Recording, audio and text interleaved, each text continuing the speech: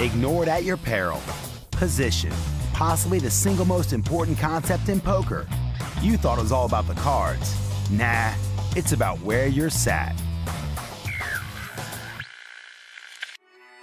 There's no right or wrong way to play poker. There's not one method that will guarantee success, but there are ways and means for you to maximize your chances of winning. There are good habits and bad habits.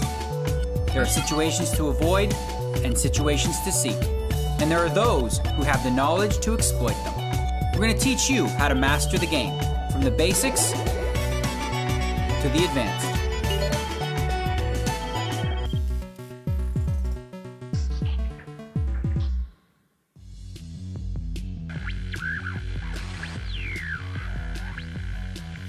Previously on Everything Poker. In Show 1, we looked at the basics, the nuts and bolts of the game, and the order of action. Then in Show 2, we looked at starting hands. Exactly how good are those two cards you get dealt? Well, they're not bad. But it's now time to move on from the basics and take our first look at one of the most important aspects of the game. Ladies and gents, today's show is all about position. Yep, it's time to teach you about position on the poker table and why it's so important. But what is position? Don't worry, all will be explained, and by the time we're finished, you're going to know exactly what it is and how to use it to your advantage. Almost time for today's tutorial. You should know by now that each show contains 3 distinct elements. The aforementioned tutorial, which runs you through the general principles, a hand or two from the vault to illustrate those principles in practice, and the pro analysis section, where a hand is dissected in detail, all geared towards improving your game. And who knows where that might lead. This show looks at poker played all over the world, but today we travel to Barcelona for a couple of hands from the European Poker Tour. And later on, we hear words of wisdom from 4 shooting stars of the poker world: Mattern, De Mello, Welbeck, and Veldhuis. We'll also hear more analysis from the 2005 World Series of Poker champion Joe Hashem. And as well as all this, we'll pay homage to this great game as we take a glance at where its origins lie. Okay then, pay attention. Time for that first tutorial. Position on the poker table is very important. But what is it exactly? A player's position is defined by where they sit in relation to the dealer button. There are good positions and bad positions. Simply put, the later you have to act in any given round of betting, the better your position is. Why? Because you can gather more information if your opponents have to act first. You can base your action on their decisions, whereas if you have to act first, your opponents have the advantage of seeing your action before making their decisions. Here are the positions on the poker table. Remember, everything depends on where the dealer button is. The first position we introduce is immediately to the left of the dealer button, the small blind. As we discussed in the first show, the player in this seat has to post a mandatory bet. For example, if the blinds are $1, $2, this player needs to post $1. Next to him in a clockwise direction, there is the big blind. The player in this seat has to post a bigger mandatory bet, $2, double the small blind. The blinds get to act last before the flop. But after the flop, they have to act first. You must remember this if you are considering playing a hand in these positions. And don't forget, when you act first, you are at a disadvantage. The next 2 seats are called early position. The player next to the big blind is referred to as under the gun, which is often shortened to UTG. The player in this position has the worst pre-flop position. They are the first person to fold, call, or raise, and don't have any information from the other players. After the flop, they still have to act very early, so it's classified as early position, which is a bad position in poker. Let's take a look at middle position. In these seats, you have the advantage of acting after the first few opponents, but you still have players to act after you. It is not a great position to be in. Finally, we have late position, by far the strongest positions in poker. The player to the right of the small blind is called the button. Before the flop, only the blinds get to act after the button. After the flop, the button is the last position to act. Naturally, if the rest of the players have made their decisions before you act, you are at a strong advantage because you can make your decision based on theirs. So bear all this in mind. The later your position, the better your situation. Recap. To recap then, the dealer button moves after every hand, so always, always, always bear your position in mind. If you are on the button, you have the dealer button in front of you. You're in the best position because you will be the last to act after the flop and will therefore have the benefit of watching all other players before you make your decision.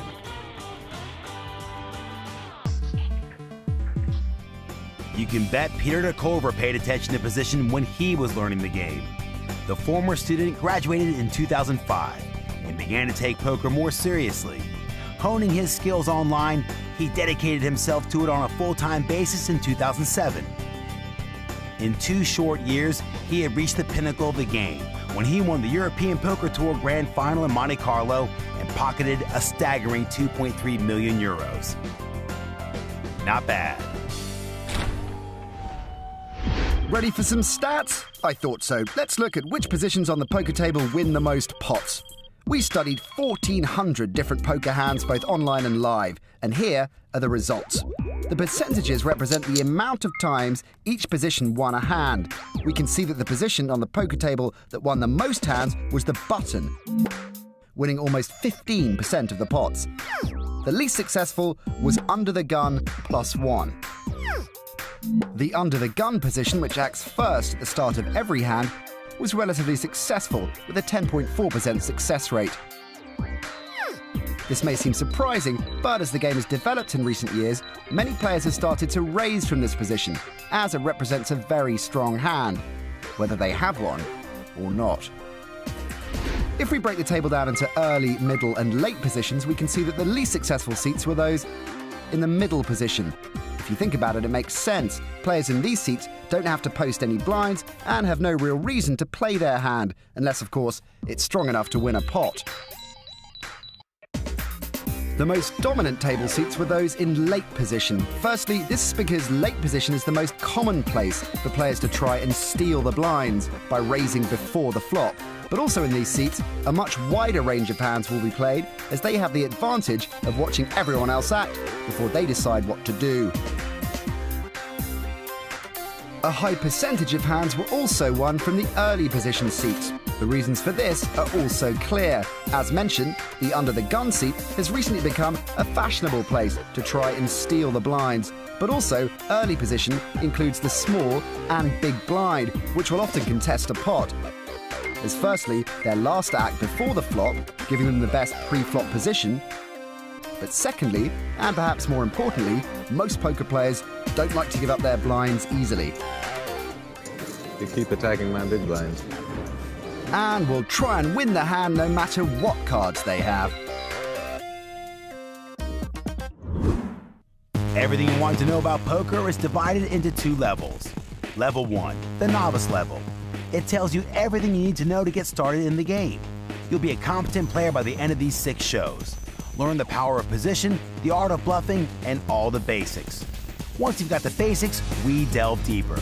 Level 2, the experience level, covers getting information from your opponents and the nuances of playing hands dependent on their strength and their potential. It focuses on playing styles, strategies, and tips you'll need to succeed, and how to avoid costly mistakes. Following the review show at the end of Level 2, we should have covered everything you wanted to know about poker, and you will be ready to become a successful player. Plenty to come then, but let's refocus our attention, people, on the power of position and take a look at it being put to good use as we delve into the vault. We're going to show you action from Season 3 of the European Poker Tour and the Barcelona event, which featured 480 players, including the one and only Phil Ivey, who knows a thing or two about the game.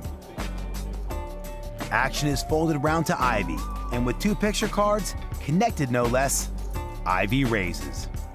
Have you done that because you have a hand, or it's because your duty on the button?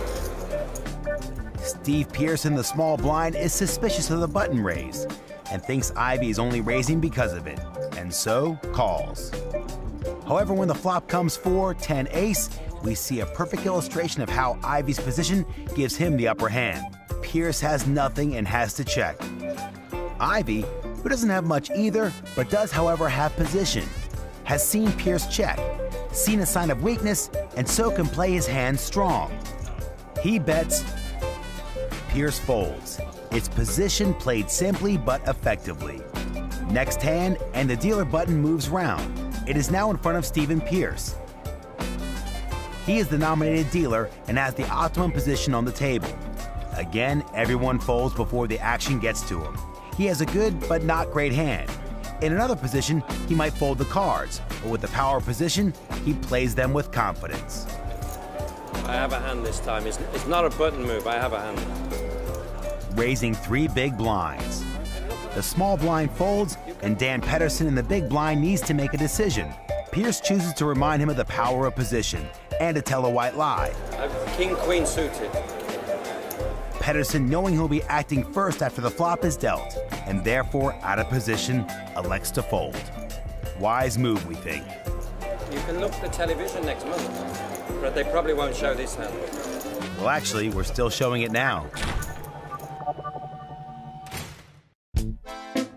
If you want to learn more about poker, go to PokerStars.com. Time for a break, but before we go, a question. Earlier in the show, we looked at which position on a poker table won the most hands. In our study of 1,400 hands, which of the following had the highest percentage of wins? Was it A, the button, B, the big blind, or C, under the gun? We'll give you the answer after the break.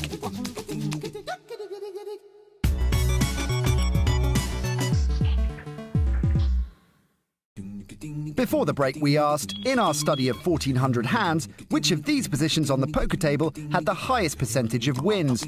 The answer was A, the button. 14.9% of all hands were won by the player in this seat.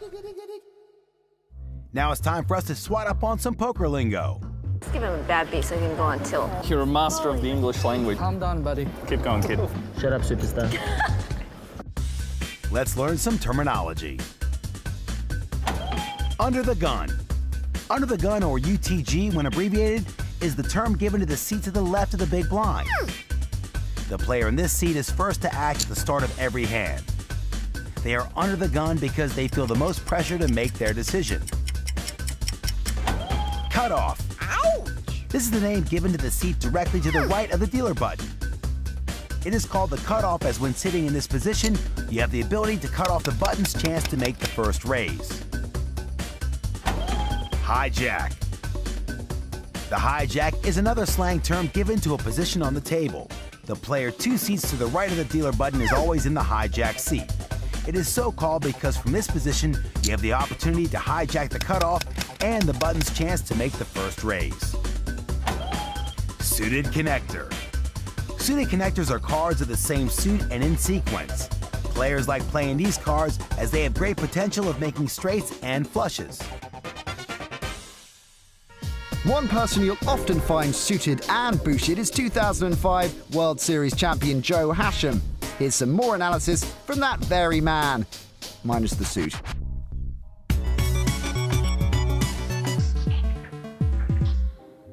Today we're going to talk about the importance of position.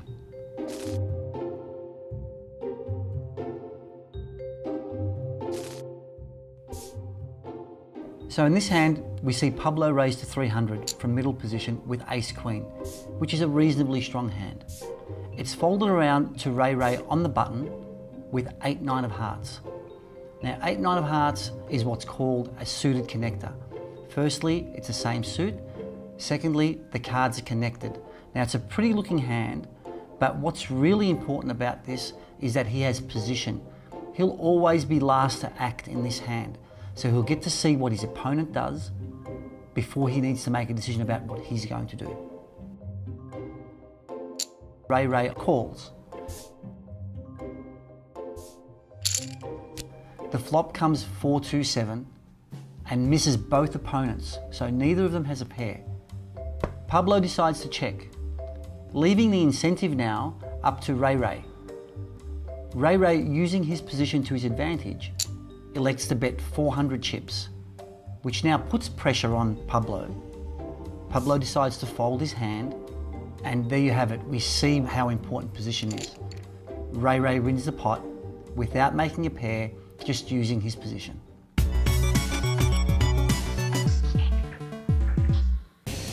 If you want to watch the show again, recap previous episodes, or join the series at a more advanced level, then go to everythingpoker.com.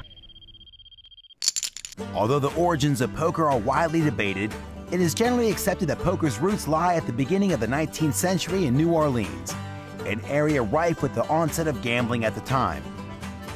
The name poker is the Americanization for the French word poker, as at this time, New Orleans had been under the control of the French. In its earliest recognizable form, a deck of 20 cards was dealt between a maximum of 4 people, each receiving 5 cards. After the cards were dealt, there was a round of betting as to the strength of one's hand. Because it was so deceptively simple, poker was the right game to fleece the right people, if you knew what you were doing. 1820 was when the Mississippi River became a gold mine of poker players that were to become notoriously known as riverboat dandies. On riverboats heading to and from New Orleans, there were plenty of tourists, merchants, and cotton growers for the poker players to take advantage of. At this time, to stay ahead of the masses' increasing understanding of the game, poker players changed the rules. It first went to a 52-card deck, and then they added the draw to get you to put more money into the pot. The game evolved during the American Civil War, and the introduction of drawing further cards enabled people to hit bigger hands more frequently. One of the earliest legends of the game can be identified as Wild Bill Hickok. He was a well-known cowboy, but in actual fact, he was a professional poker player who learned to be quick with a gun. 1876 was Bill Hickok's final poker game, when broken-nosed Jack McCall strolled in and shot Wild Bill. He was holding 2 aces and 2 eights, which is now known as the dead man's hand. As years passed, different variations of the game have been derived, but everyone's favorite no-limit Texas Hold'em was popularized by the Texas Rounders, including Doyle Brunson in the late 50s in Las Vegas, now recognized as the poker capital of the world. Nice feature, but what's better, the old approach or the new approach? Only one way to find out, another feature. Confucius once said, "Old age, believe me, is a good and pleasant thing." This used to be the case in poker, but the game has changed a lot over the last few years. And we're not just talking about the smoking ban. The old school is no longer the dominant force in poker.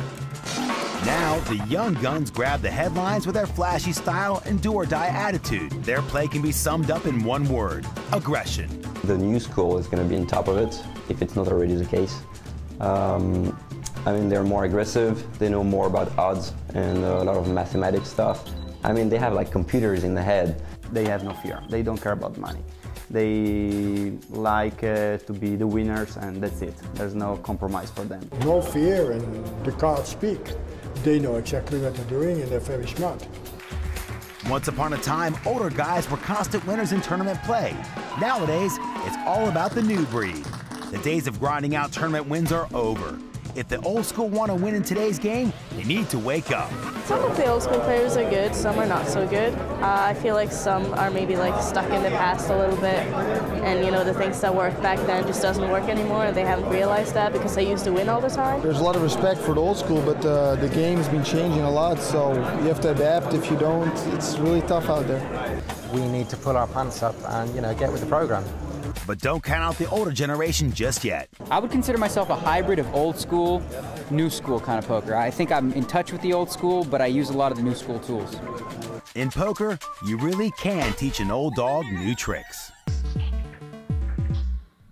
Food for thought then, and before we move on, a question. Daniel's been around for a while. In what year did he win his first World Series of Poker bracelet? Have a think, Google it, and we'll let you know the answer after the powwow, as 4 pros discuss the different approaches to the game. The Barcelona EPT event. Young guns face old foes in a battle of wits and a clash of the generations. It seems now more than ever there are 2 distinct philosophies in poker. The old school, tight and studious, versus the new school, adventurous, no rules. And somewhere in Barcelona, 10 stories above the tournament floor, 4 well-known faces from the world of poker discuss the two approaches.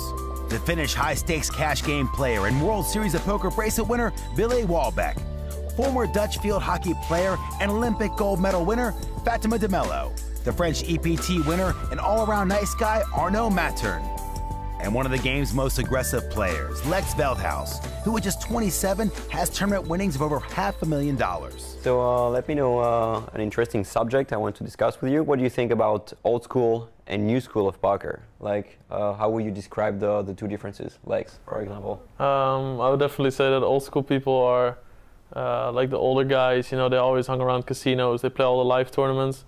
Versus new school is really the hoodie kids and with the sweatshirts and playing a lot of online, and the younger guys pretty much. But I think they underestimate the old school players a lot.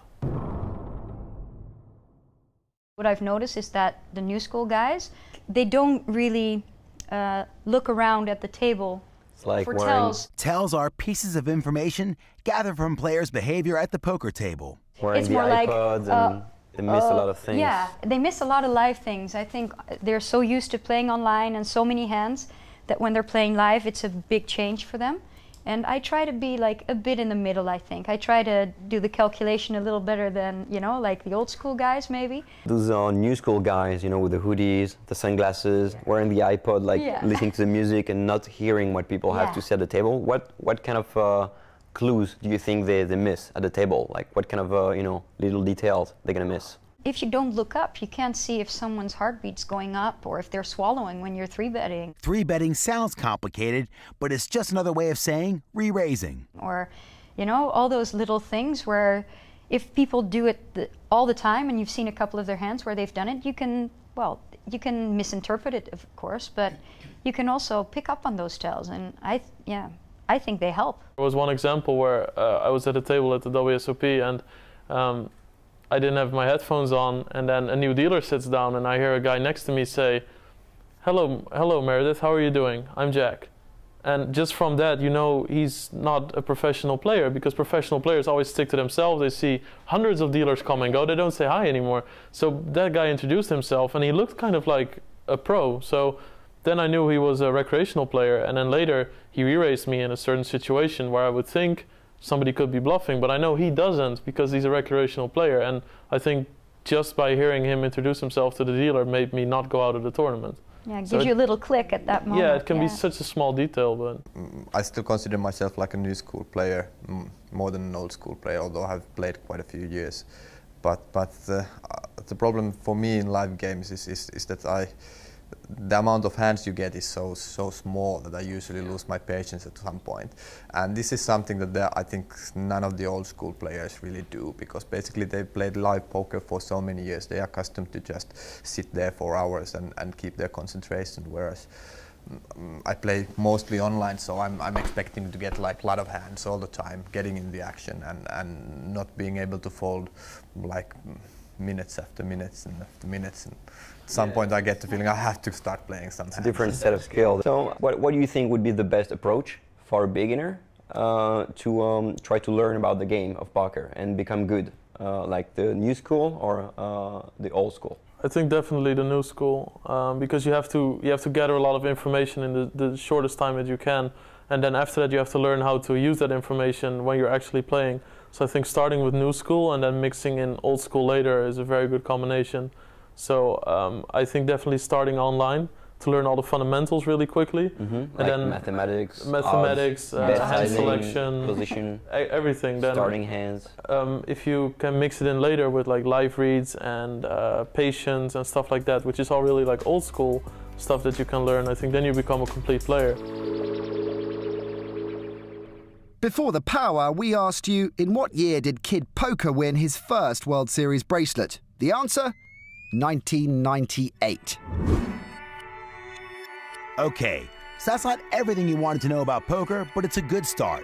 Let's review what we've learned today. We know what position means and why it is so important. We have explored all the positions on the poker table. Plus, we looked at how you can use position to your advantage. To practice all you've learned in the show today, go to PokerStars.com and follow the simple instructions for downloading the free software. Once on the site, enter a play money table. And this week's task is to explore the power of position by playing only very strong hands in early or middle position and the majority of your hands in late position. If you take advantage of the information you gather from your opponents before making your decision, the results may surprise you. Here's what's coming up next time. We return to focus on the topic of position, but this time we delve deeper and learn how position can allow you to win pots you otherwise wouldn't. We get more in-depth analysis from World Series champion Joe Hashim. And we were in London for some action from the European Poker Tour. Finally, we return to Barcelona, where we hear more priceless insight into the minds of poker's top talent. This is the greatest card game on the planet, ladies and gents. Let's master it together.